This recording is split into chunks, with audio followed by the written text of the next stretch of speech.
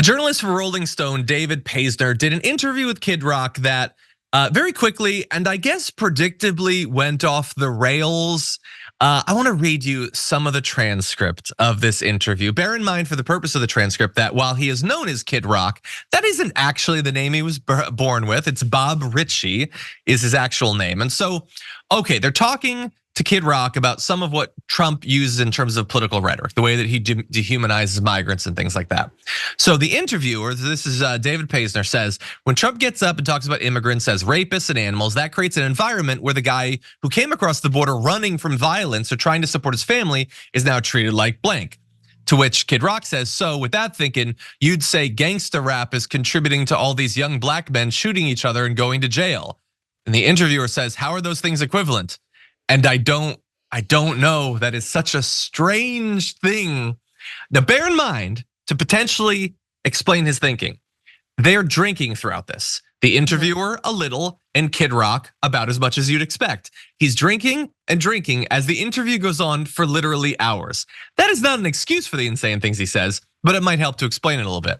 So at one point, the interviewer writes in Rolling Stone, I've long since quit drinking, but Ritchie has exchanged his white wine for Jim Beam and Diet Coke.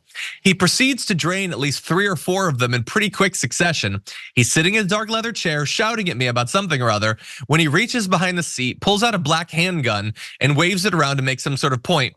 And I got an effing goddamn gun right here if I need it. I got them everywhere. Hey, I'm glad you're here. Listen, in order for the Damage Report to keep on going, we need viewers like you to become a member on YouTube. Can you click the join button on YouTube today? Thank you. It's just rock stuff. I don't see what the problem is there. I love when you're being interviewed and the interview is like, he's yelling at me about something or other. He's not even paying attention because the guy is so deranged. It does get worse, okay? And we're gonna get to the worse, but Francesca, he's drunk. He's saying some very questionable things regarding race and about politics. What do you think so far? I just think it's incredible. Like, this isn't like a friendly, this isn't Giuliani's podcast. You know, this isn't even Bill Maher's podcast, which I'm sure he'd be like, I got a gun just for you. This is a Rolling Stone interviewer, right? I mean, Kid Rock, I mean, that's actually like, Rolling Stone still thinks Kid Rock is relevant. Why? But also if you're Kid Rock or his publicist, like button up, dude, like realize that you wanna appear semi-normal. But do you?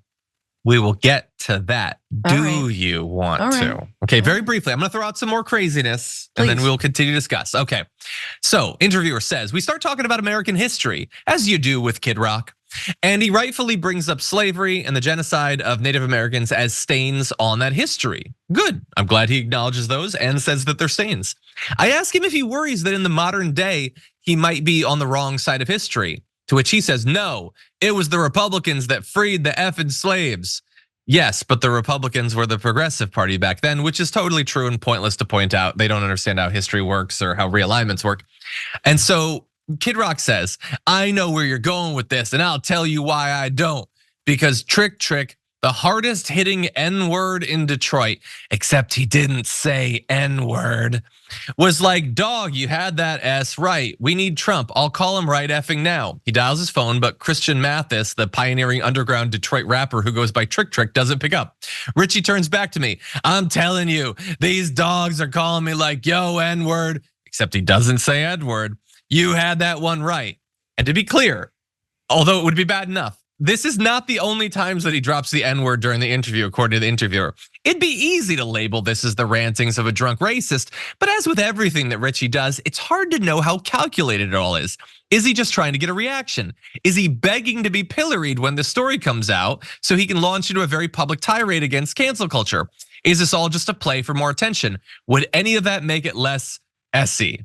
And so I think those are good considerations. It is possible that it's just to draw attention.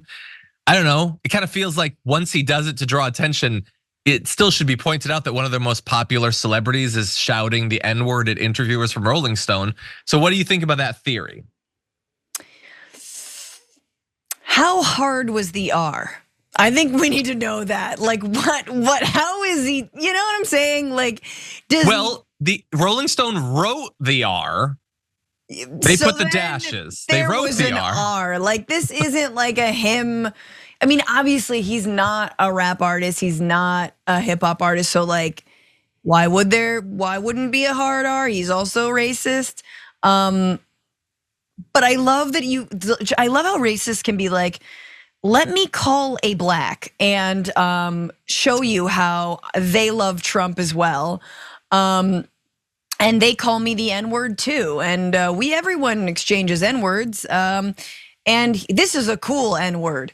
I don't know. I don't know what he's trying to do, John. All I know is like that he won't face any consequences. Cause like, no, who's left to face consequences? If this were anyone but Kid Rock, the right would be the first ones to be like, oh, he used the N-word, because they love to hold anyone who isn't themselves up to standards that they also don't believe in, like not saying the N-word, and then getting that person effectively canceled, although they don't call it canceled.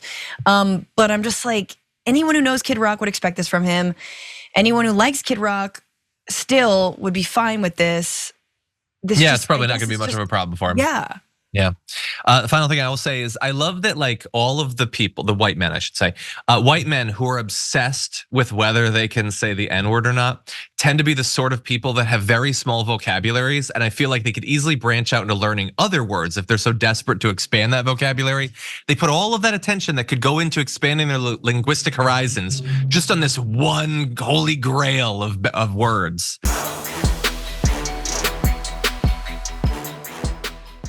When you click the join button and become a tier 2 member, you get access to all of our weekly top 10 lists. What are you waiting for?